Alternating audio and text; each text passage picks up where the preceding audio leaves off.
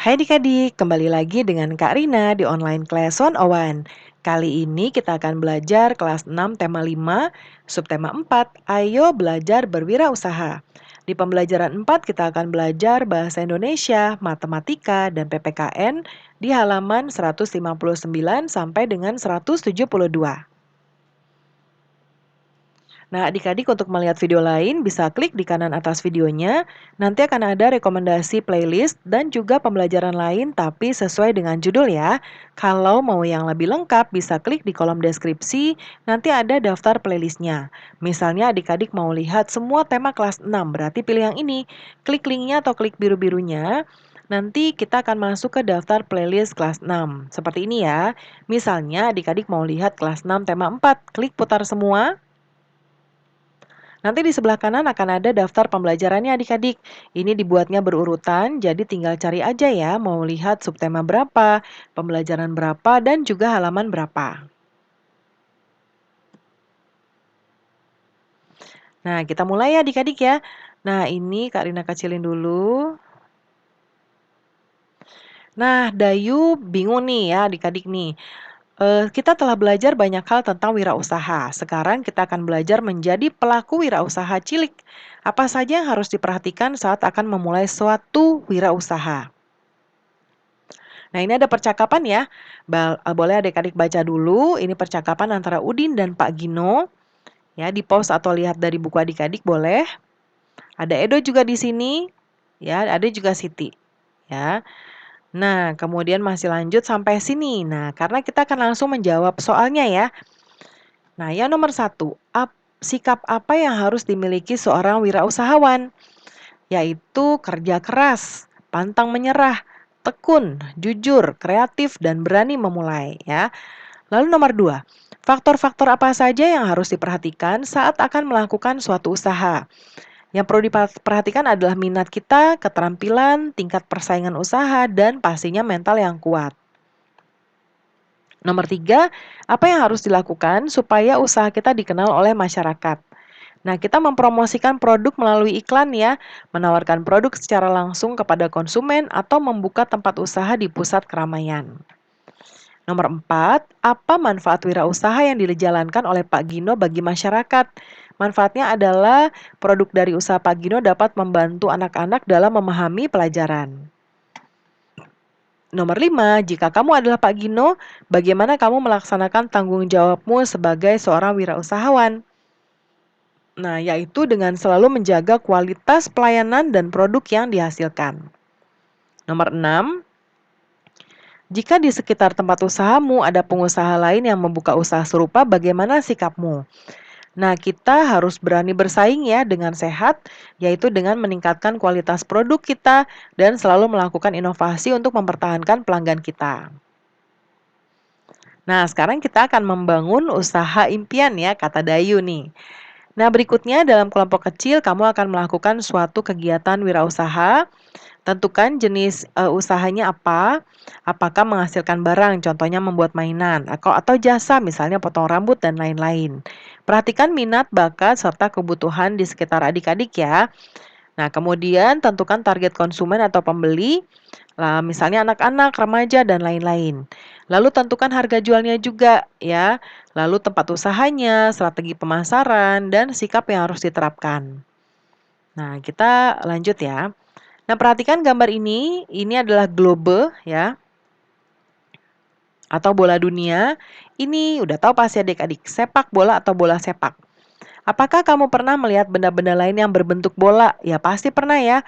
Ada kelereng, balon, butiran tasbih, batok kelapa, dan semangka ya. Nah, apakah kamu tahu cara menghitung volume bola? Nah, ini akan kita pelajari ya. Jadi, bola itu adalah bangun 3 dimensi yang berbentuk bulat. Dilihat dari manapun bentuknya bulat, tapi bukan bangun datar lingkaran ya. Benda-benda seperti bentuk bola banyak kita temukan di kehidupan sehari-hari. Contohnya bola atau globe. Ya, kamu hanya perlu mencari jari-jari dari bola dan untuk menghitung volumenya. Ya, volumenya adalah 4/3 pi r pangkat 3. Ya. Nah, sifat-sifat bola adalah bola hanya memiliki satu buah sisi lengkung yang tertutup, dia tidak punya titik sudut, Nah, untuk mencari volume bola, nah kita tuliskan tadi rumusnya dulu. V sama dengan 4/3 pi R pangkat 3.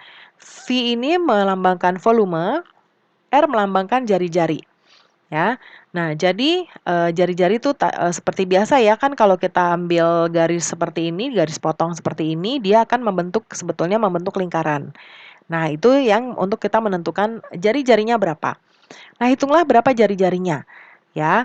Nah, misalnya yang di contoh gambar ini jari-jarinya 8 sentimeter, ya. Kemudian, nah kalau misalnya nggak ditemukan, cara mencari jari-jari adalah akar dari luas permukaan dibagi 4 pi, ya. Kemudian langkah ketiga, pangkatkan 3 jari-jarinya, ya. V sama dengan 4/3 pi R pangkat 3. Jadi, 4/3 pi kali 8 pangkat 3. Ya, 8 pangkat 3 itu 8 kali 8 kali 8 sama dengan 512. Ya, kemudian kalikan jari-jari yang sudah dipangkatkan 3 dengan 4/3. Ya, jadi, seperti ini nih ya di bawah. 4/3 kali 512 sama dengan 4/4/3. Nah, seperti ini ya. Nah, sekarang persamaannya menjadi 4/3 kali pi kali 512. Nah, langsung kita masukkan semua angka-angkanya. 4/3 kali 8 ada kali 3,14 kali 8 pangkat 3. Ya, 4/3 kali 3 1/4, 3,14 ya, maaf Karina salah baca, dikali 512 sama dengan 2143,6 cm kubik. Nah, kita latihan ya adik-adik ya. Sebuah globe mempunyai diameter 60 cm. Ini diameter ya, berarti kalau begitu jari-jarinya adalah kita bagi 2 hasilnya 30 cm. Yang ditanya volume bola. Rumusnya tadi 4/3 kali pi kali R pangkat 3, kita masukkan jari-jarinya. 4/3 kali 3,14 kali 30 pangkat 3. Ya, 30 pangkat 3, 27.000. Langsung kita kalikan semuanya, hasilnya 113.040 cm kubik. Nomor 2. Sebuah bola memiliki jari-jari 15 cm. Hitunglah volume udara yang terdapat dalam bola tersebut. Diketahui jari-jari 15, kemudian ditanyakan volume udara dalam bola. Nah, kita jawab ya, rumusnya V sama dengan 4/3 kali pi kali R pangkat 3. 4/3 kali 3,14 kali 15 pangkat 3. Ya, 15 pangkat 3 sama dengan 3.375. Kita kalikan semuanya, hasilnya 14.130 cm kubik. Nomor 3, sebuah balon raksasa berbentuk bola mempunyai diameter 2 meter. Hitunglah volume udara dalam balon tersebut. Diketahuinya diameternya 2 meter, berarti jari-jarinya 1 ya. Nah, kemudian volume udaranya berapa? 4/3 kali pi kali R pangkat 3, masukkan pi-nya dan R-nya. Ya, 1/3 tetap 1. Langsung kita kalikan semuanya 4,19 meter kubik. Nomor 4, buatlah soal cerita tentang volume bola. Ya, nanti ditukar ceritanya. Contohnya, Karina buatkan Dayu memiliki sebuah bola bekel. Bola tersebut memiliki diameter 8 cm. Berapa volume bola bekel tersebut? Nah, berikutnya kita sudah belajar menghitung volume balon ruang, balok, prisma, segitiga, limas, tabung, kerucut, dan bola. Nah, adik-adik tahu nggak sebagian besar dari pelajaran tersebut terdapat dalam ujian sekolah.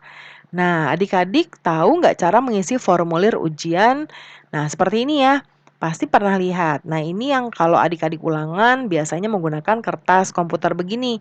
Ya, ini tinggal dibundar-bundarin aja. Nah, apa persamaan dan perbedaan formulir tersebut dengan formulir yang sudah kamu pelajari sebelumnya? Persamaannya itu adalah harus diisi ya, sama-sama diisi dan ada data diri juga nih. Contoh di sini. Ya, nama peserta, ya, tanggal lahir, nomor peserta. Perbedaannya adalah formulir lembar jawaban diisi dengan pensil 2B, kalau formulir biasa bisa pulpen aja. Lalu pada formulir lembar jawaban kita perlu menulis huruf dan menyilang huruf yang ditulis, sedangkan formulir biasa hanya huruf aja. Lalu yang ketiga perbedaannya, formulir lembar jawaban digunakan khusus untuk menuliskan jawaban ujian, sedangkan formulir biasa untuk berbagai keperluan.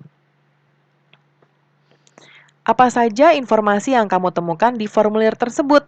Nah, tadi ada data pribadi seperti nama, nomor peserta ujian, dan tanggal lahir, lalu data mata pelajaran yang diujikan, tanggal ujian, dan tanda tangan. Serta isinya juga ya, ABC-nya. Apakah kamu tahu bagaimana cara mengisi formulir tersebut? Nah, isi dengan pensil 2B, tuliskan nama peserta di kotak yang disediakan, lalu silang kotak di bawahnya sesuai huruf. Tulislah nomor peserta dan tanggal lahir di kotak yang disediakan, lalu silang kotak di bawahnya sesuai huruf. Lalu silanglah kotak pada kolom nama mata ujian yang sedang diujikan. Tulislah nama sekolah, tanggal ujian, dan bubukan tanda tangan pada kotak yang disediakan. Jawablah soal dengan memberi tanda silang pada salah satu kotak pilihan jawaban yang benar. Nah, jika salah hapus sebersih mungkin menggunakan karet penghapus lalu silang kotak yang benar. Nah, pembelajaran kita sudah selesai ya Adik-adik. Terima kasih sudah menonton sampai akhir. Mohon dimaafkan apabila ada kesalahan dalam perkataan maupun dalam materi yang diberikan. Sampai jumpa di pembelajaran berikutnya.